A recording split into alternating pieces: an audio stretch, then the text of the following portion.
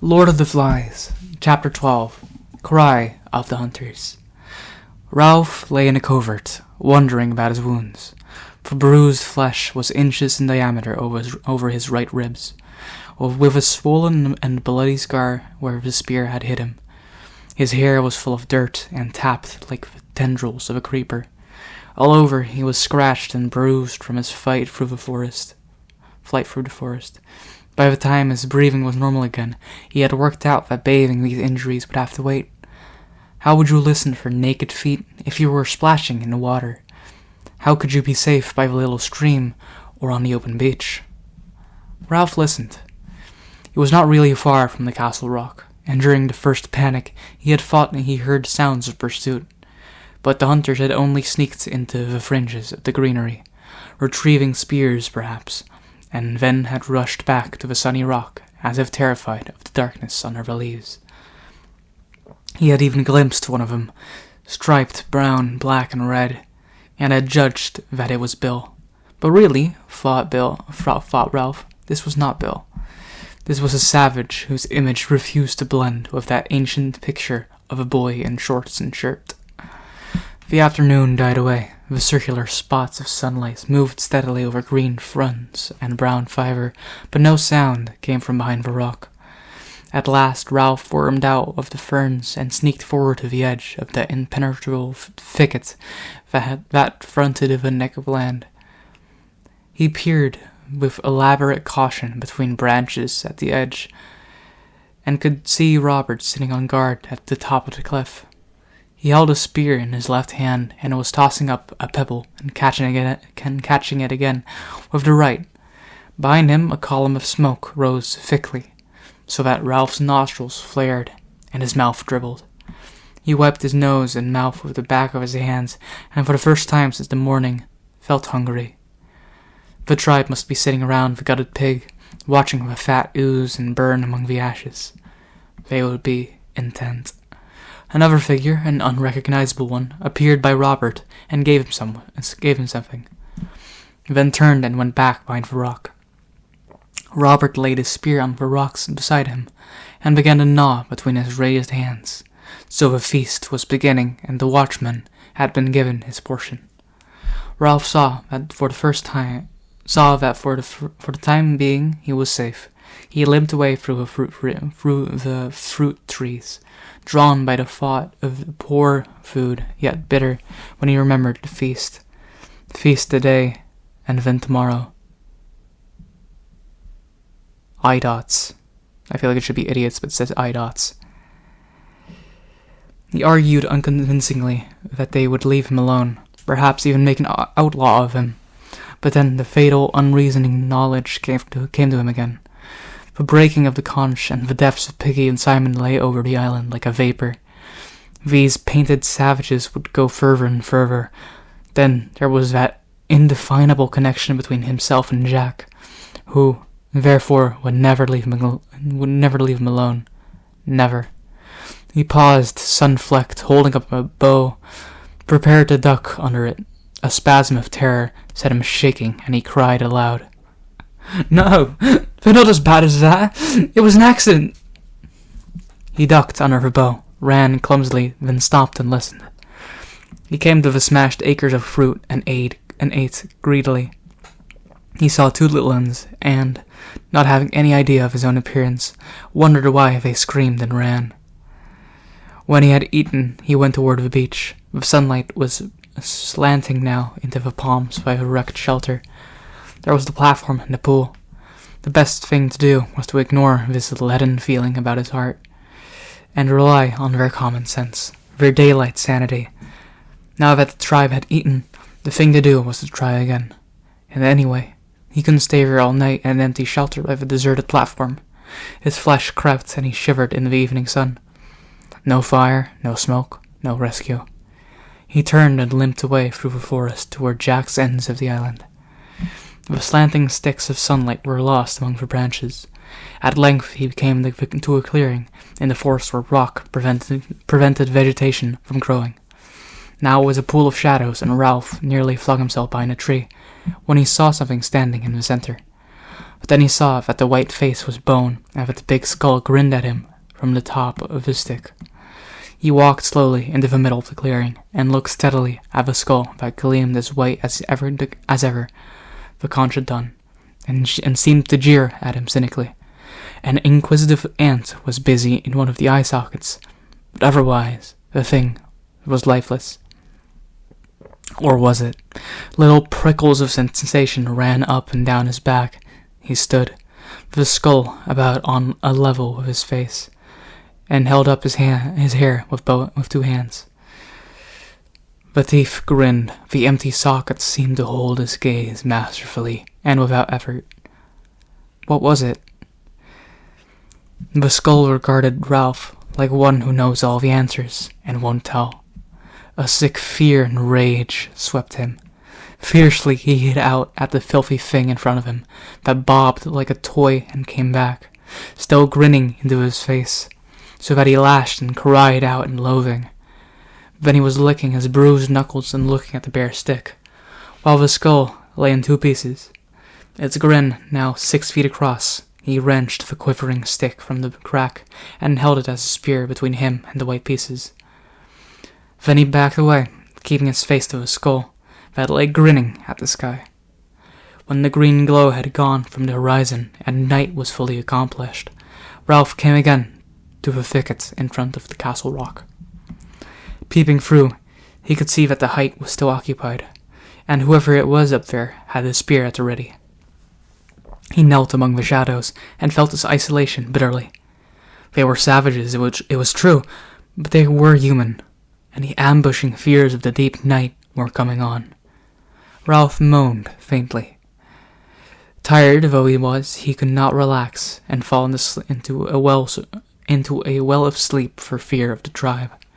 Might it not be possible to walk boldly into the fort, say, "I've got packs," laugh lightly, and sleep among the others? Pretend they were still boys, schoolboys, who had said, "Sir? Yes, sir," and worn caps. Daylight might have answered yes, but darkness and the horrors of death said no. Lying there in the darkness, he knew he was an outcast. "It's 'cause I had some sense." He rubbed his cheek along his forearm, smelling the acrid scent of salt and sweat, and the stillness of dirt. Over to the left, the waves of the ocean were breathing, sucking down, and boiling back over the rock. There were sounds coming from behind the castle rock. Listening carefully, detaching his mind from the swing of the sea, Ralph could make out a familiar rhythm. "Kill the beast, cut his throat, spill his blood." The tribe was dancing. Somewhere on the other side of this rocky wall, there would be a dark circle, a glowing fire, and meat. They would be savoring food and the comfort of safety. A noise nearer at the hand made him quiver. Savages were clambering up the castle rock, right up to the top, and he could hear voices. He sneaked forward a few yards, and saw the shape at the top of the rock change and enlarge. There were only 2 boys on the island who moved or talked like that. Ralph put his head down on his forearms and accepted this new fact like a wound. Sam and Eric were part of the tribe now. They were guarding the castle rock against him.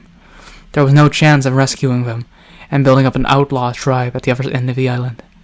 Sam and Eric were savages like the rest. Piggy was dead, and the conch was smashed to powder. At length the guard climbed down. The 2 that remained seemed nothing more than a dark extension of the rock. A star appeared behind them, and was momentarily eclipsed by some movement.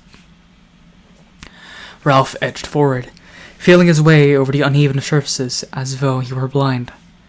There were miles of vague water at his right, and the restless ocean lay under his left hand, as awful as the shaft of a pit. Every minute the water breathed down round the death rock and flowered into a field of whiteness. Ralph crawled until he found the ledge of the entry in his grasp. The lookouts were immediately above him, and he could see the end of a spear projecting over the rock. He called, very gently, "Sam and Eric?" There was no reply. To Carrie, he must speak louder. and this would rouse those striped and inimical creatures from their feasting by the fire. He set his teeth and started to climb, finding the holds by touch. The stick that had supported a skull hampered him, but he would not be parted from his only weapon. He was nearly level with the twins before he spoke again. "Sam and Eric!" He heard a cry and a flurry from the rock. The twins had grabbed each other and were gibbering. "It's me, Ralph!"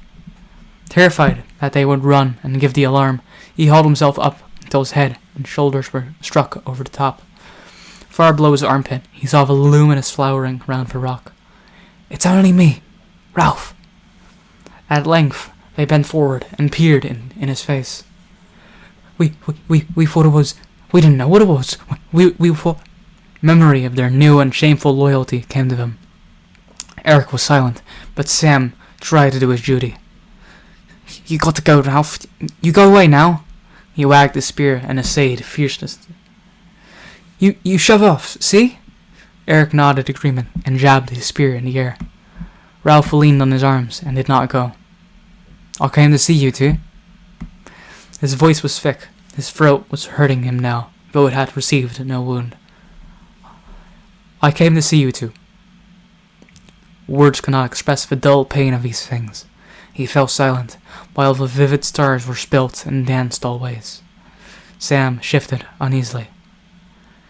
"Honest, Ralph, you'd better go." Ralph looked up again. You two aren't painted. How can you? If it were light, shame would burn them at admitting these things. But the night was dark. Eric took up, and then the twins started their antiphonal speech. You got to go because it's not safe. They made us. They hurt us." "Who? Jack?" "Oh no." They bent to him and lowered their voices. Push off, Ralph. It's a tribe. They made us. We couldn't help it." When Ralph spoke again, his voice was low and seemed breathless. "What have I done? I liked him, and I wanted us to be rescued." Again the stars spilled about the sky. Eric shook his head earnestly. "Listen, Ralph. Never mind what sense. That's gone. Never mind about the chief. You got to go for your own good. But the chief and Roger... Yes, Roger. They hate you, Ralph. They're going to do you. They're going to hunt you tomorrow." "But why?" "I don't know. And Ralph, Jack, the chief says it'll be dangerous. And we've got to be careful and throw our spears like at a pig. We're going to spread out in a line across the island. We're going forward from this end until we find you. We've got to give signals like this." Eric raised his head and achieved a faint ululation by beating on his open mouth. Then he glanced behind him nervously. "Like that, only louder, of course."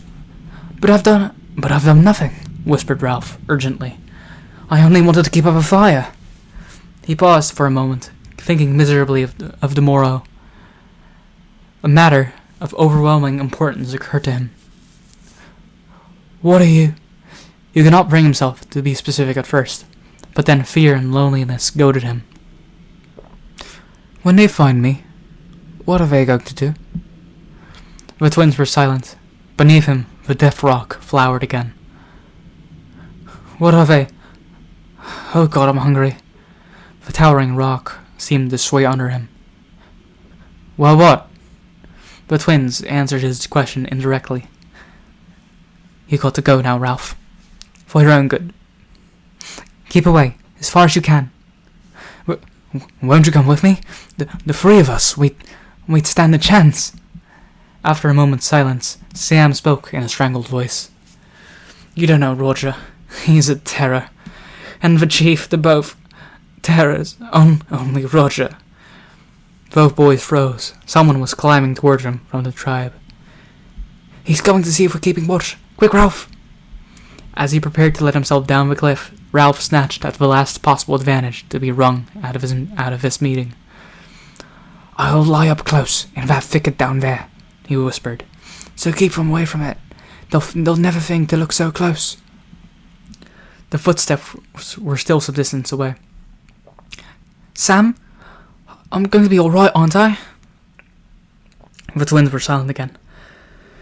Here, said Sam suddenly. Take this.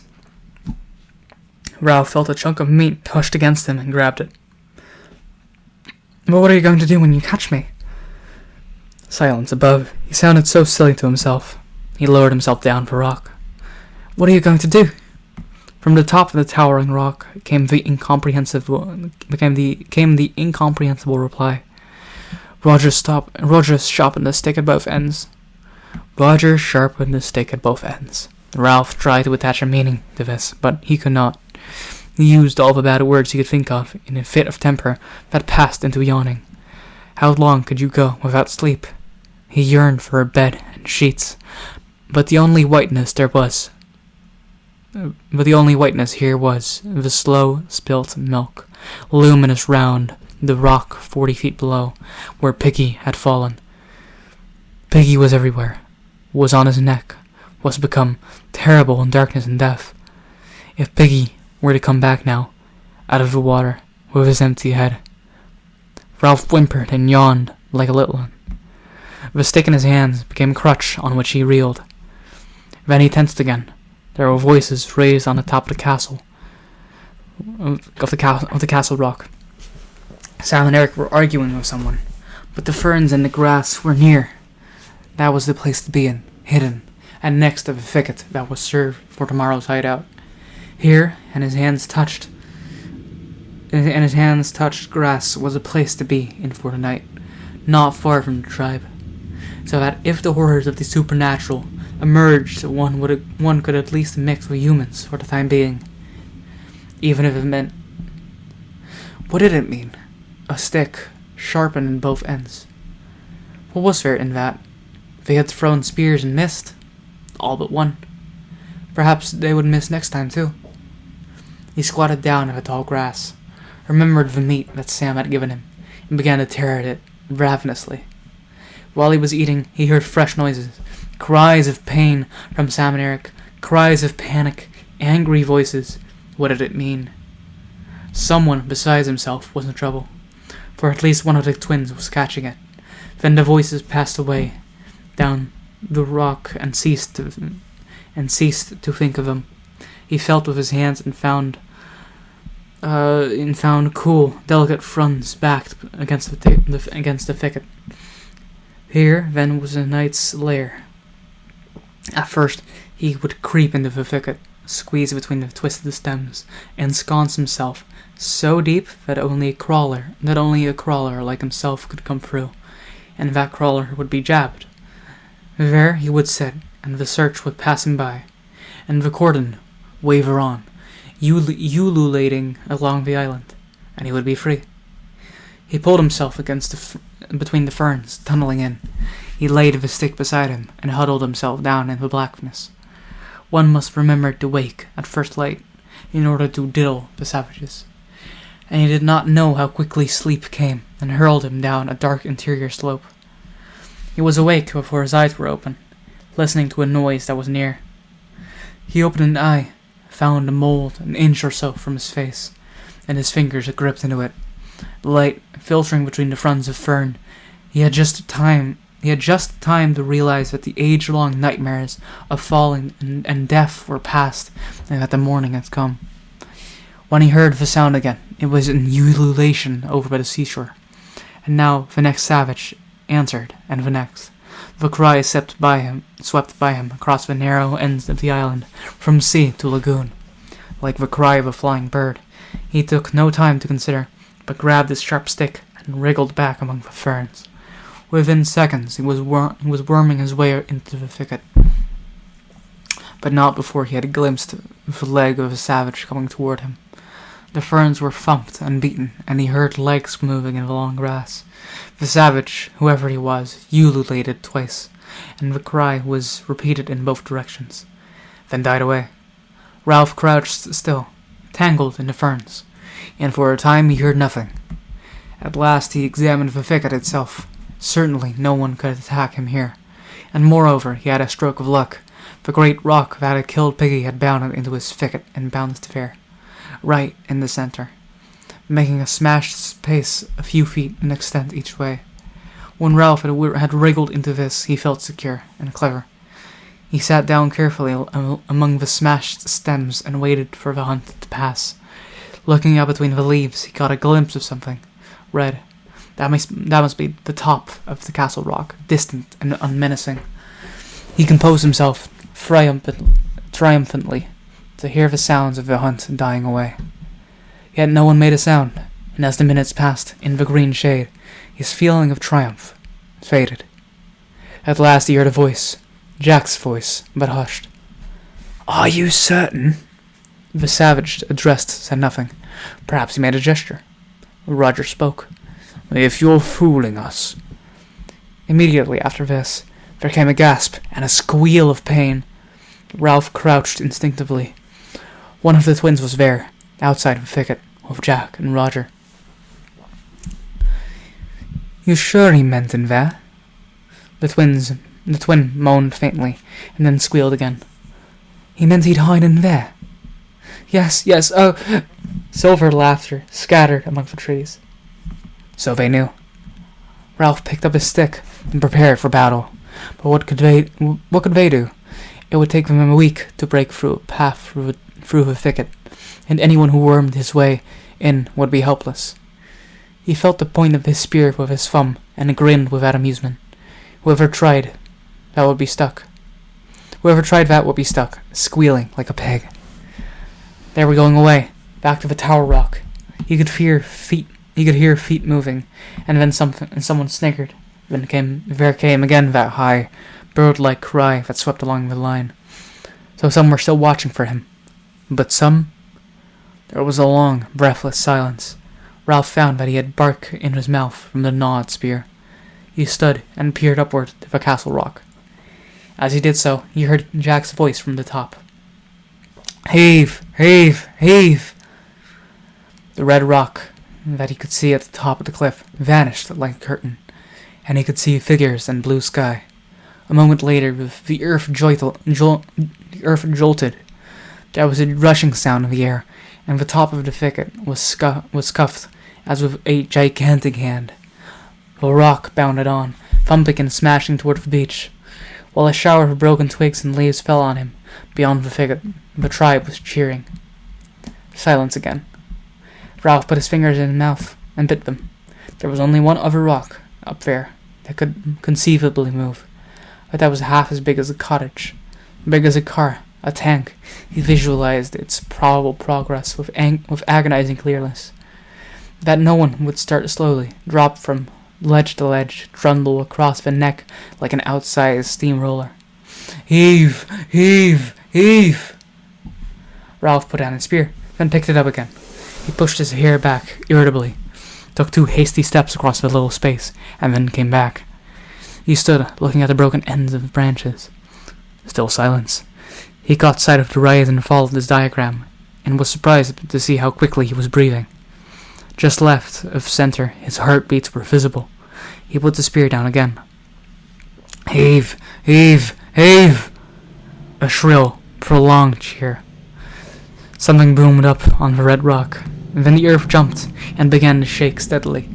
While the noise was steadily increased, Ralph was shot into the air, thrown down, dashed against branches. At his right hand, and only a few feet away, the whole thicket bent, and the roots screamed as they came out of the earth together. He saw something red that turned over slowly as a mill wheel. Then the red thing was past, and the elephantine progress diminished toward the sea. Elephantine? I don't know. Ralph knelt on the plowed-up soil and waited for the earth to come back. Presently, the white, broken stumps, the split sticks, and the tangle of the thicket refocused. There was a kind of heavy feeling in his body where he had watched his own pulse. Silence again. Yet not entirely so. They were whispering out there, and suddenly the branches were shaken furiously at 2 places on his right. He pointed, and the pointed end of a stick appeared. In panic, Ralph thrust his own stick through the crack and struck with all his might. "Ah!" His spear twisted a little in his hands, and then he withdrew it again. "Uh-oh!" I don't think Whatever. Someone was moaning outside, and a babble of voices rose. A fierce argument was going on, and the wounded savage kept groaning. Then there was a silence. A single voice spoke, and Ralph decided that it was not Jack's. "See, I told you he's dangerous." The wounded savage moaned again. "What else? What next?" Ralph fastened his hands around the chewed spear, and his hair fell. Someone was muttering, only a few yards away toward the castle rock. He heard the savage say, "No!" in a shocked voice, and then there was suppressed laughter. He squatted back on his heels and showed his teeth at the wall of branches. He raised his spear. It should be raised. He raised his spear and snarled a little and waited. Once more the invisible group sniggered. He heard a curious trickling sound, and then a louder crepitation, as if someone was unwrapping great sheets of cellophane. A stick snapped, and he stifled a cough. Smoke was seeping through the branches in white and yellow wisps. The patch of blue sky overhead turned the color of the storm and cloud, and then the smoke billowed round him. Someone laughed excitedly, and a voice shouted, "Smoke!" He wormed his way through the thicket toward the forest, keeping as far away as possible beneath the smoke. Presently he saw open space, and the green leaves at the edge of the thicket. A smallish savage was standing between him and the rest of the forest, a savage striped red and white, and carrying a spear. He was coughing and smearing the paint about his eyes with the back of his hand, as he tried to see through the increasing smoke. Ralph launched himself like a cat, stabbed, snarling, with the spear, and the savage doubled up. There was a shout from beyond the thicket, and then Ralph was running with a swiftness of fear through the undergrowth. He came to a pig run, followed it for perhaps 100 yards, and then swerved off. Behind him, the ululation swept across the island once more, and a single voice shouted 3 times. He guessed that was the signal to advance and sped away again, till his chest was like fire. Then he flung himself down under a bush, and waited for a moment till his breathing steadied. He passed his tongue tentatively over his teeth and lips, and heard far off the ululation of the pursuers. There were many things he could do. He could climb a tree, but that was putting all his eggs in one basket. If he were detected, they had nothing more difficult to do than wait. If only he had time to think.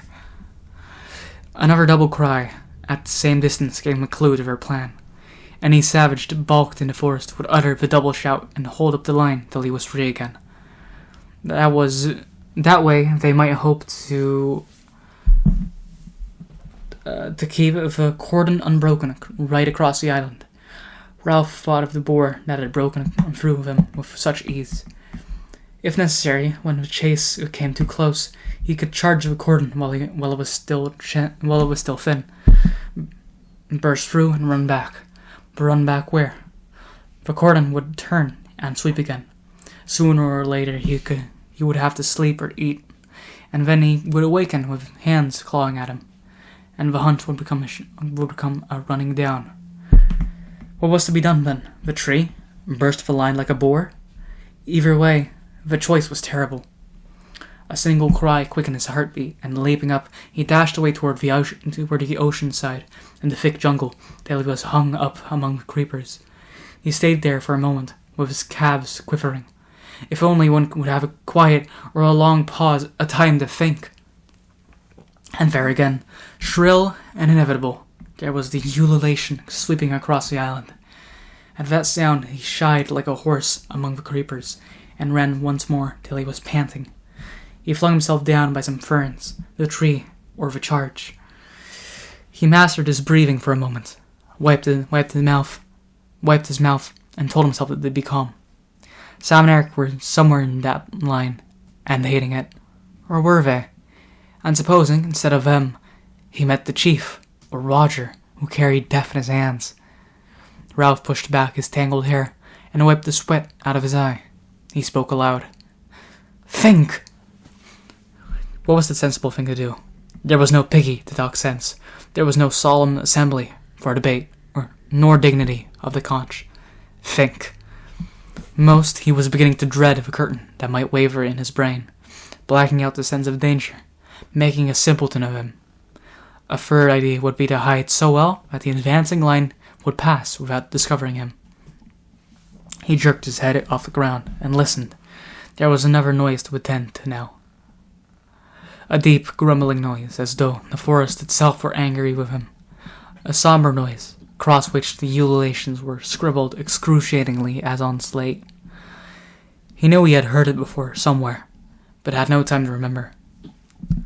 Break the line, a tree, hide, and let them pass. A nearer cry stood him on his feet, and immediately he was away again, running fast among thorns and brambles. Suddenly he blundered into the open, found himself again in that open space, and there was the fathom-wide grin of the skull, no longer ridiculing a deep blue patch of sky, but jeering up into a blanket of smoke. Then Ralph was running beneath the trees, with the grumble of the forest explained. They had smoked him out and set the island on fire. Hide was better than a tree, because you had a chance of breaking the line if you were discovered. Hide then. He wondered if a pig would agree, and grimaced at nothing. Find the deepest thicket, the darkest hole on the island, and creep in. Now as he ran, he peered about him. Bars and splashes of sunlight fitted over him, and sweat made glistening streaks on his dirty body. The cries were far now, and faint. At last he found what seemed to him the right place. Though the decision was desperate, here, bushes and a wild tangle of creeper made a mat that kept out all the light of the sun. Beneath it was a space, perhaps a foot high. Through it, though it was pierced everywhere by parallel and rising stems. If you wormed into the middle of that, you would be 5 yards from the edge, and hidden, unless the savage chose to lie down and look for you. And even then, you would be in darkness. And if the worst thing happened and he saw you, then you would have the chance to burst out at him, filling the whole line out of step and double back. Cautiously, his stick trailing behind him, Ralph wormed between the rising stems. When he reached the middle of the mat, he lay and listened. The fire was a big one. The drum roll that he had thought was left so far behind was nearer. Couldn't a fire outrun a galloping horse? He could see the sun splash the ground over an area of perhaps 50 yards from where he lay. And as he watched, the sunlight in every patch blinked at him. This was so like the curtain that flapped in his brain that for a moment he thought the blinking was inside him. But then the patches blinked more rapidly, dulled and went out, so that he saw that a great heaviness of smoke lay between the island and the sun. If anyone peered under the bushes, and chanced to glimpse the human flesh, it might be Sam and Eric, and would pretend not to see and say nothing. He laid his cheek against the chocolate-colored earth, licked his dry lips, and closed his eyes. Under the thicket, the earth was vibrating very slightly, or perhaps there was a sound beneath the obvious thunder of the fire.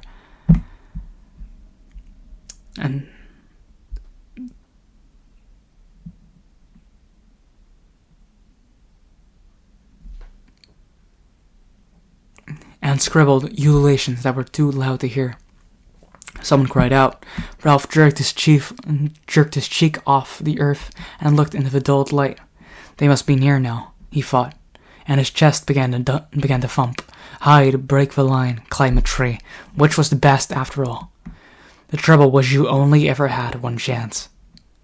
Now the fire was nearer. Those volleying shots were great limbs, trunks even bursting. The fools! The fools! The fire must be almost at the fruit trees. What would they eat tomorrow? Ralph stirred restlessly in his narrow bed. One chance, nothing. What could they do? Beat him? So what? Kill him? A stick sharpened at two ends. Cries suddenly nearer jerked him up. He could see a striped savage moving hastily out of a green tangle and coming towards the mat where he hid. A savage who carried a spear. Ralph gripped his fingers into the earth. Be ready now, in case. Ralph fumbled to hold a spear so that it was point foremost. And now he saw that the stick was sharpened at both ends. The savage stopped 15 yards away and uttered his cry. Perhaps he can hear my heart over the noise of the fire. Don't scream, get ready. The savage moved forward so that you could only see him from the waist down.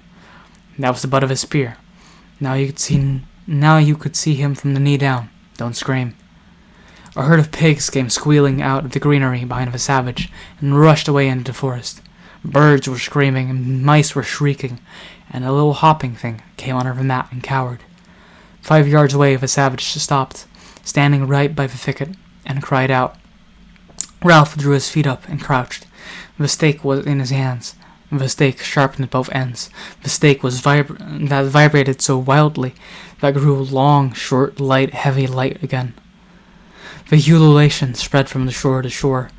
The savage knelt down by the edge of the thicket, and there were lights flickering into the forest behind him. You could see a knee disturb the mold. Now the other, 2 hands, a spear, a face. The savage peered into the obscurity beneath the thicket. You could tell that he saw light on this side, and on that, but not in the middle. There, in the middle, was a blob of dark, and the savage just wrinkled up in his face, trying to decipher the darkness.